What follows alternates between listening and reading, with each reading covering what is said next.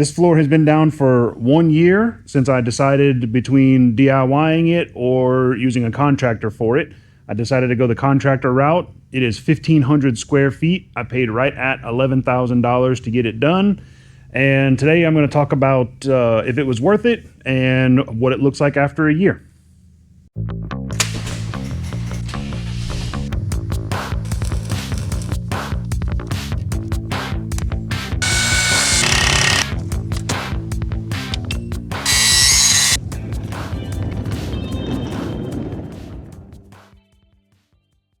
So today we're talking about epoxy floors. Maybe you have one, maybe you want one, maybe you're pricing it, maybe you're considering it. Just going to give kind of what my experience has been and my perspective. 1 year in, I must say that the durability is very impressive. I use this, I'm in this shop every day, basically.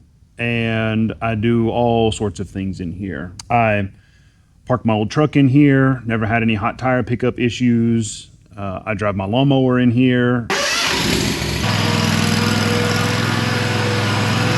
and park it in here. I work on my old truck in here. I've had all manner of different chemicals, transmission fluid, gasoline, power steering fluid, brake fluid, you name it, it's been on this floor. Some of them, I had a transmission fluid leak that the transmission fluid sat there for probably a week before I got under the truck and cleaned it up, and no staining, which would be obvious on the light color that I chose for in here. I drag tools around. I don't baby the floor at all. I use it just as if it was a concrete floor. Jack stands, jacks, like I said, dragging tools around. When I'm cutting things with wood, the scraps just fall on the floor. Like, I don't give it any special consideration, and I have not managed to damage it yet. Durability, I give it a 10 out of 10. Absolutely.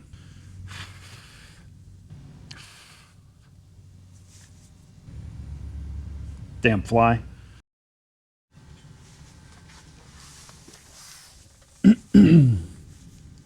So, as for the pros and cons of having a floor like this, whenever I got this place, it was just a bare concrete floor. I had this done before I moved in because I had so much stuff to move in, and I knew if I don't do it now, I will never do it because I'm not going to move everything, and you really need to do the whole thing in one pass. You don't really want to do one side and then move everything and do the other side. Obviously, super high on the list is the looks. It looks fantastic, gets a lot of compliments. Overall, just gives the whole shop a more upscale feel, and is quite nice to have. Second to that is the cleanliness. It's super easy to keep clean. If you spill any type of fluids on it, then you can mop it up, you can wipe it up, you can throw it on oil dry, throw it on a mat to soak it up, whatever your preferred cleanup method is, and there's no pores for anything to soak in like raw concrete, and so very, very easy to get it clean after that. If you're doing anything, any type of woodworking where you're generating a lot of chips or sawdust or anything like that, then you just pass a dust mop or sweep it up with a broom, use a shop vac. Again, there's nowhere for it to hold any type of dust or anything like that, and so you can always get it back really clean, really simply. And then lastly, there is the durability. Like I said, I don't treat this floor nicely. I drag things across it, I spill things on it, I drive on it, put shelves on it. I don't treat it as if it's something that needs to be babied, and so far it's taken every bit of it and not given me any trouble at all. Is that a pro? I would say yes. I mean, you don't really hurt normal concrete either. However, when you make an investment in a floor like this, you want to make sure that it holds up, and so I would definitely list that in the pros list. But of course, it's not all sunshine and rainbows. There are a couple of drawbacks, to be completely transparent. Top of the list is, of course, the cost. This is a decent chunk of money to get a floor like this put in. It was expensive in here because it is 1,500 square feet. When I priced DIYing it, all of the good commercial 100% solids epoxy materials, as well as equipment rental, it was about $5,500 a year ago. And to get it done professionally, to hire a contractor, my initial quote was right at $10,000. And so either way, it's an expensive thing to have. And so that's definitely high on the cons list. Besides that, is it can be a little bit slippery if it has liquid on it. There are additives you can add. I think it's a silica, like a sand that you can put in the top coat that'll make it a little more grippy. I did not do that in here. It's not perfectly smooth because it is a full flake broadcast, so the flakes don't lay perfectly flat, and so every little ridge makes a little bump. So if you run your hand across the floor, it's actually quite bumpy, but it's not rough. It does provide some slip resistance, but not as good as if it had another additive in it. Which leads me to probably the biggest complaint that I have with it, which is relatively minor, is that, and I think it has a lot to do with the color that I chose, it being a light color, but if there is a clear liquid on the floor, it's impossible to see unless you see the glint when the light catches it.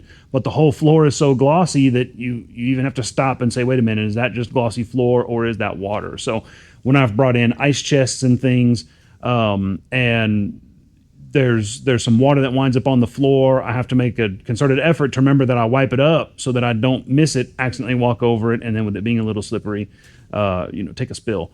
I have yet to slip and fall on it, but it is a possibility if you're not diligent. So it's okay with it being a shop that it's mostly only me in here most of the time. If this was some sort of public space or something that had a lot of traffic or maybe kids running around in it, this may not be the correct solution. It definitely would probably not be the right color just because it's so hard to identify a spill on the floor.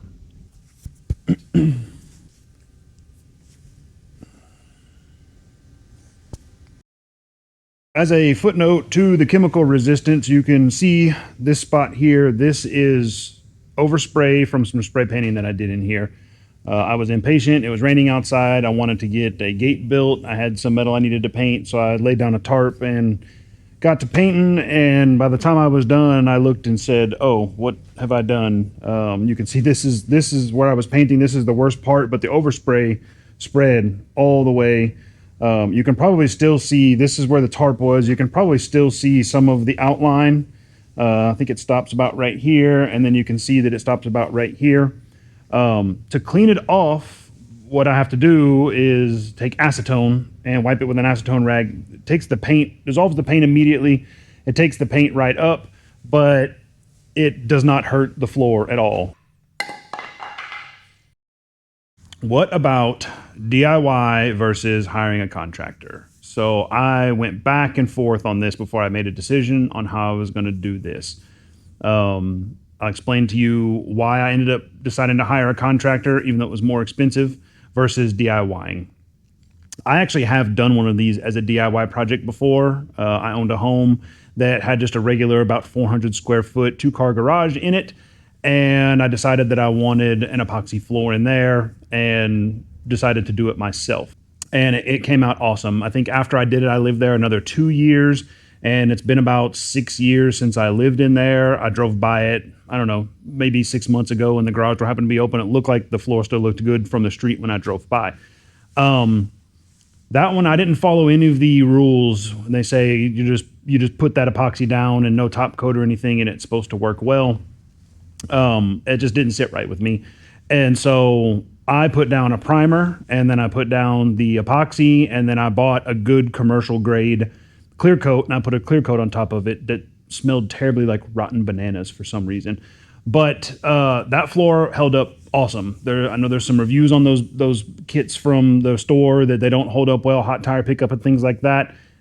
Maybe that would have been an issue, but I think the top coat is probably the most important part. If you're going to DIY one of these, I can't see where I would ever recommend, just from my experience, that you would bother to go through the work and the expense to putting one down and not put a good top coat on it.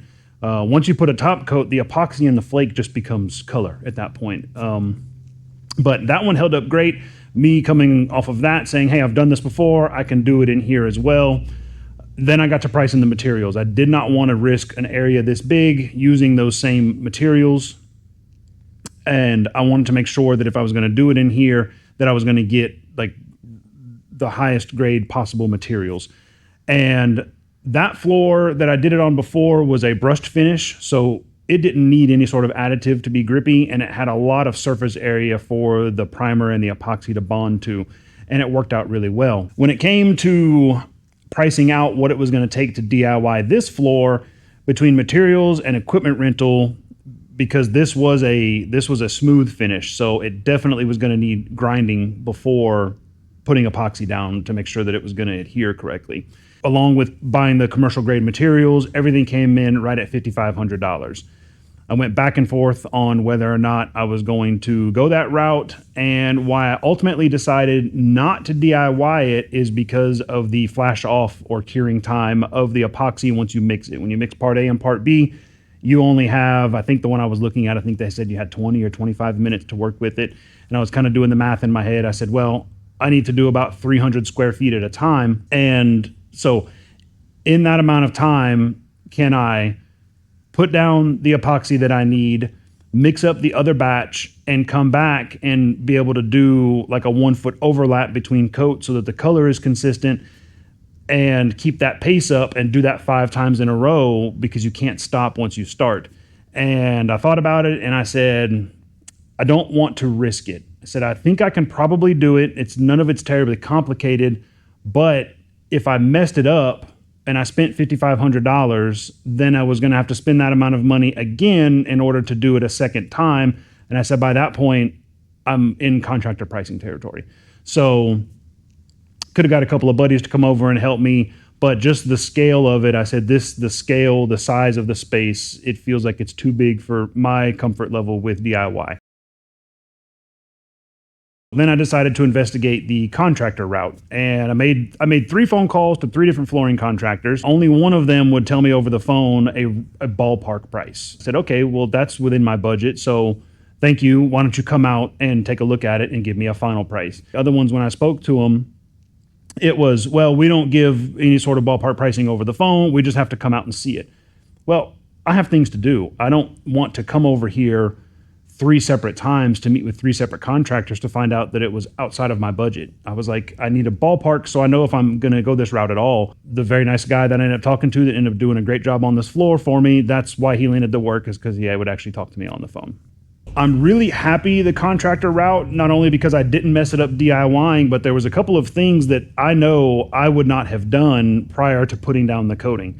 The key thing there was that they moisture tested all of this concrete. This is 1,500 square feet. They tested it in probably 8 or 10 different spots to see what the moisture level of the cement was. This slab was about 10 years old at the time. It should have been completely cured and ready to go, but just standard procedure for them, they moisture tested. And they ended up finding an area that the moisture was too high for what the recommended level for putting the epoxy down was.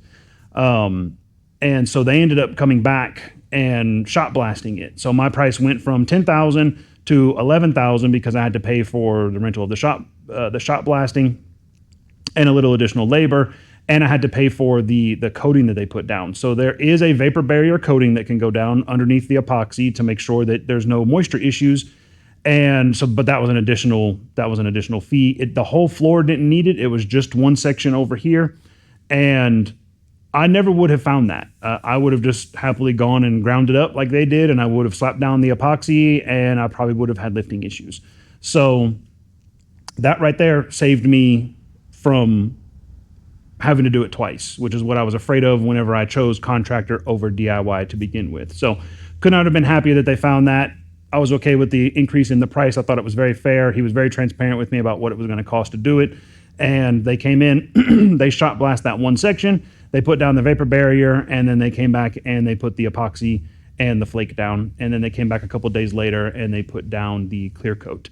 They did a really good job, and much to what I was thinking when I was going to DIY it is that they used 3 people, and all 3 of those people never stopped. I was here and I watched them work part of the time. And once they started mixing, they did not stop until it was complete.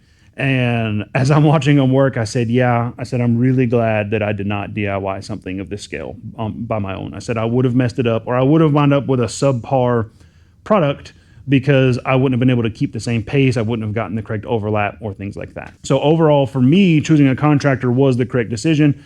It's a big job, and a big part of that is also the liability. Like, I'm liable for my work if I do it poorly. If they happen to run into an issue, or if something was to happen to the floor, or anything goes wrong, then they're the ones who are liable, and they're going to take care of it. And so the peace of mind was worth every penny to me. So, final thoughts. Ultimately, was it worth it? Is it worth it to put down an epoxy floor? And is it worth it to hire a contractor over DIY? For me personally, for my use case in my house, the answer is a resounding yes to both of them. The floor itself it just makes the whole shop just feel nicer. I spend a lot of time out here. I'm out here most evenings, most weekends working on things. I don't make any money here. This is strictly hobby work for me. And I want it to be nice. I want to enjoy myself when I'm out here. And this floor just makes it a more pleasurable experience. So part of it for me as well is that this shop is an extension of the house. There's a door that goes directly into my kitchen from this shop. And because it's a barn dominium. And so even just in the course of a day when there's not work going on out here, we're in and out of here. We store drinks out here. We store paper towels out here. We bring the trash and we set it here before it goes outside. So it's really like another room of the house, which is another reason to just have it nice when you walk out here. It definitely brightened it up a lot. This whiter tone of floor is a lot brighter than the gray stained concrete that was in here before. And as for hiring a contractor, absolutely. I was happy to write the check. It was expensive, but the way I look at it is I'm 1 year in and I haven't managed to damage it at all. If it lasts me 10 years, then I paid $1,100 a year for a floor that lasts me a decade. For how much I enjoy it, how much it spruces the place up, that's a deal that I'll make. Is it right for everybody? I can't speak for other people, but I definitely do not regret it. And given the issues that they discovered and they were able to overcome that I know that I would have missed if I had done it myself, I felt a whole lot better hiring it out. And if I had gotten 6, 8, 10 months or a year in and I had sections that were lifting or anything like that, the contractor I worked with was great, and I have no doubt that he would have come out and made it right, but they did a great job, and so to date, I haven't had a single issue with it. It's a very nice thing to have, and if you're in the market for one, I don't think you'll regret it if you do it, as long as it gets done correctly. In the event that I was to want to sell this place, does it add any resale value? I'm not sure. I don't plan upgrades around whether or not someone else in the future is going to like it, but I would imagine so. As the amount of compliments that I've gotten on it, I've posted pictures of my truck on message boards and things, and they don't even ask about the truck, they ask about the floor. So it definitely catches people's attention. It's very nice to have. If you're in the market or considering a floor, or if you have a floor, hopefully you found this video informative. It's just one guy's opinion. As I'd like to say, it's good enough for who it's for. Thank y'all for watching.